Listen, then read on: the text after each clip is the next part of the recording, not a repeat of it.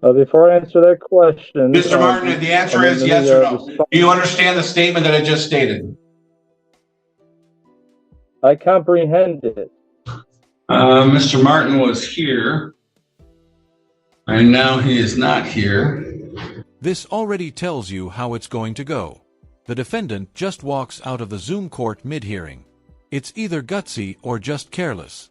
The judge's face says it all. Here we go again. I'll separate 30. People versus Eric Martin. Good morning, Your Honor. MIDC counsel on behalf of Eric Martin, Josh Hadley, P number 80080. All righty. Today was the date and time set for a settlement conference. Mr. Martin had appeared and he signed out and is no longer here. He left the court, the Zoom court. There was also a motion and demand to replace his current attorney, Joshua Hadley. You would be the second or third attorney, I think I've appointed to Mr. Martin. I can't speak to it, Your Honor, but I do believe that that's correct. I know I'm not normally one of your house counsel attorneys. I was reached out and spot appointed on this. I believe I'm successor, maybe third attorney on the case. Right. Judge, he is back in the waiting room now. Oh, wait, he's back in the waiting room now. Here he is.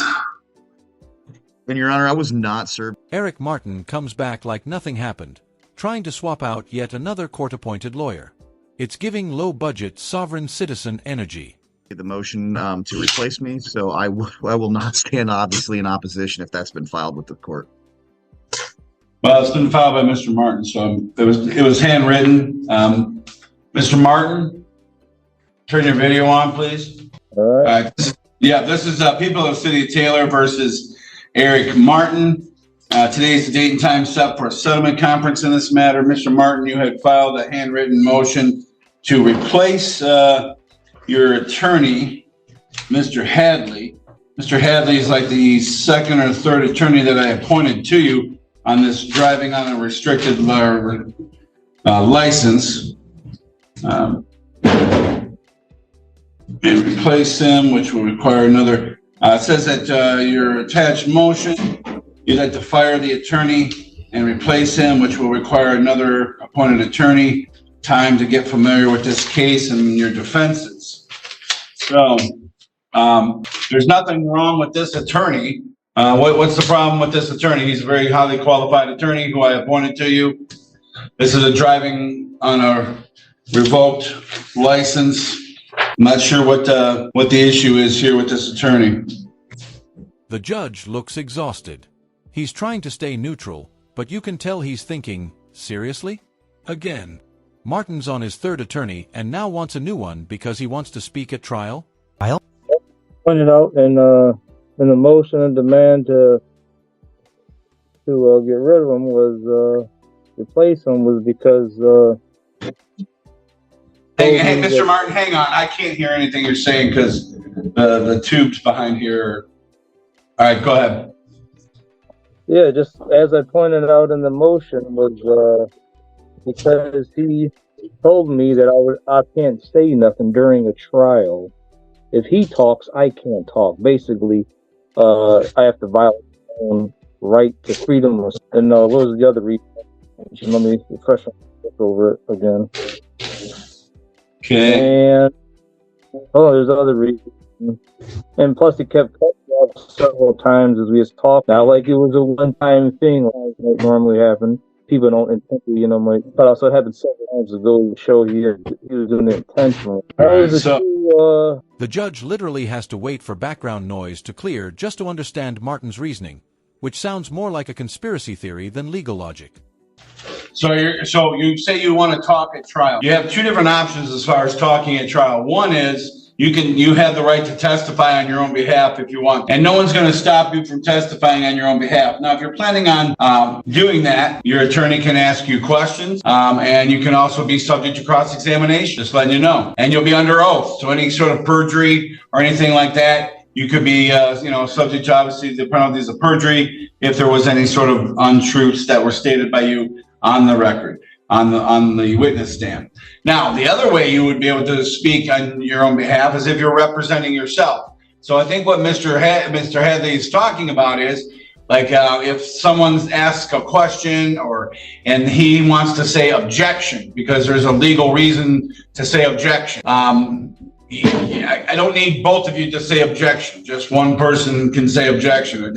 I think that's what it's going to be confusing if you're going to try to talk over top of your own attorney when it comes to that. The judge breaks it down like a teacher. You can speak at trial, but not over your lawyer like it's some debate club. He's explaining this like it's 9th grade civics. Sort of stuff. If you want to represent yourself, you're more than welcome to represent yourself. And you can talk, you can be the attorney, you can say objection and that kind of stuff. But in that situation, I would still have Mr. Hadley there as a standby so that you can ask, legal questions. But there's no reason to fire Mr. Hadley. He's a very competent attorney, and this is a very straightforward case. You either had a license at the time you were driving, or you did not have a license at the time that you were driving. And all we have to have is, as far as the elements go, we have to have a witness that shows that you were operating a motor vehicle on a public street and you didn't have a license. Those are the elements of the case. So I don't know who the witnesses are. We haven't heard any testimony, so I'm not going to get into any of that stuff. But I'm pretty sure that Mr. Hadley can handle a case like this, or be the standby there sitting with you in case you have a legal question when it arises. That's for that reason, I'm going to deny your motion because you have very competent counsel. You requested counsel, and I don't see any legitimate reason to fire this attorney and hire a new one, especially when you stated right in your motion that our attached motion and demand to fire the attorney and replace him, which will require another appointed attorney to get familiar. I'm not kicking this case down the road again and adjourning it out again, just so that we can stall for more time. So there's literally no. Now it gets serious. The judge shuts down the motion, plain and simple.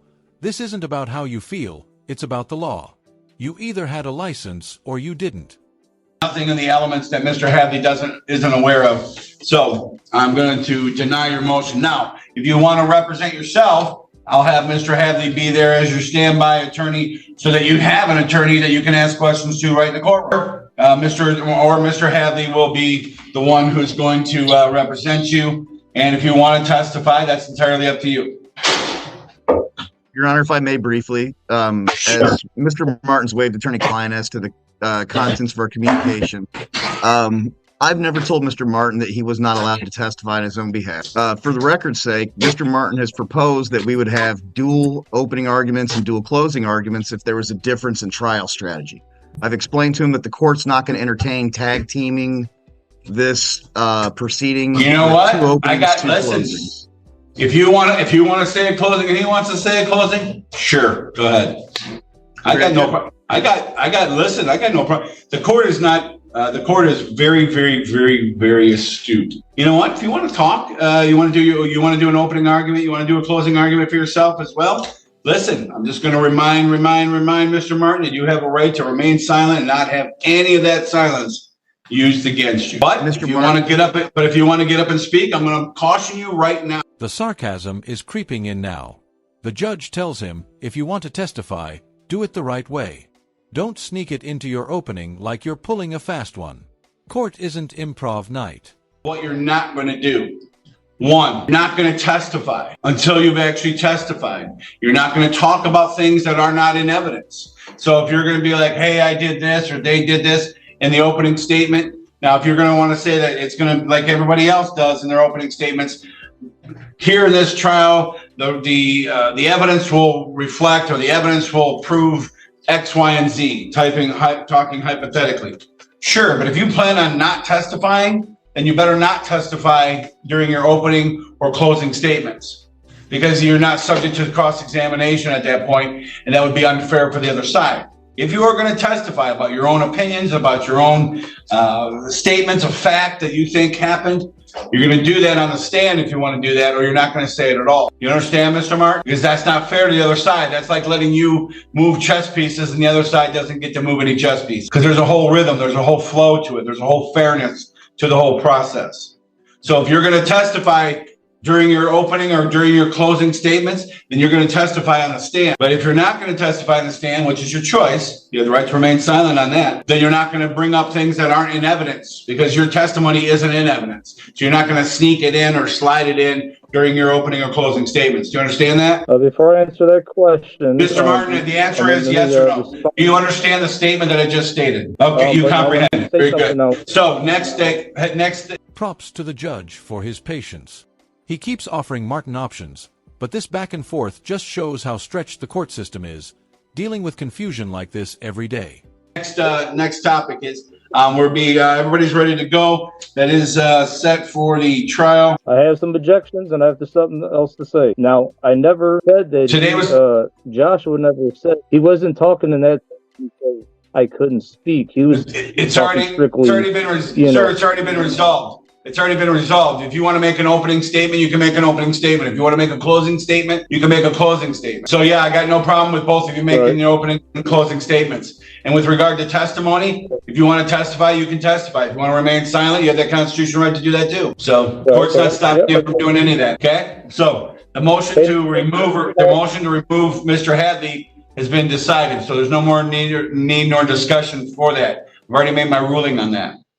So that was the point of today. Was your motion was up for today. We've made a ruling on that motion, and we'll see everybody at trial. Have a good rest of your day, sir. I have a motion to make. I have a motion to trial based on other motions that I filed to dismiss the case, and they have not been ruled on yet. So you said your motion to dismiss? I have several motions to dismiss already filed in this case that are right, and I already ruled on your motion. I already ruled on your motion to dismiss. And if you're just going to refile the same thing, then it's still dismissed. You can't just keep filing the same motion to dismiss. No, one of those same motions. Now I'll go over the motions I'm talking about specifically here. One based on the 11th that I.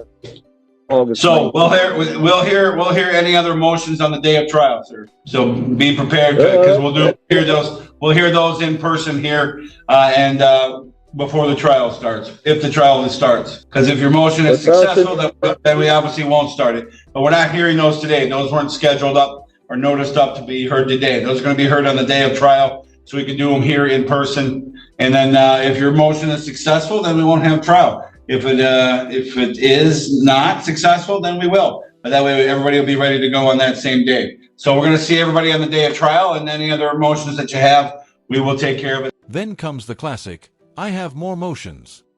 It's like watching someone forget their lines in a school play. The judge just tells him, save it for trial.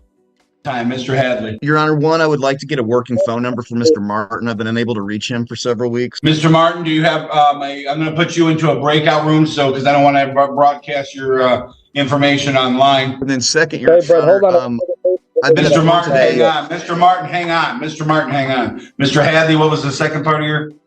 Thank you, Your Honor. I have not received or been able to get copies of any of the pro se motions that have been filed other than the motion for a hearing to determine nature, cause of case. Would it be acceptable to reach out to your staff to get copies of these pro se motions in advance of the trial next week? Yes. Thank you. That's all I have, Your Honor. All right. So Mr. Martin and Mr. Hadley, I'm going to put the two of you into a breakout room so that you can swap information as far as phone number and things like that. So there you go. Thank you, Your Honor. Finally, the judge wraps it up and even sends them to a breakout room like it's a virtual classroom. He stays calm and professional, but you know inside, he's screaming.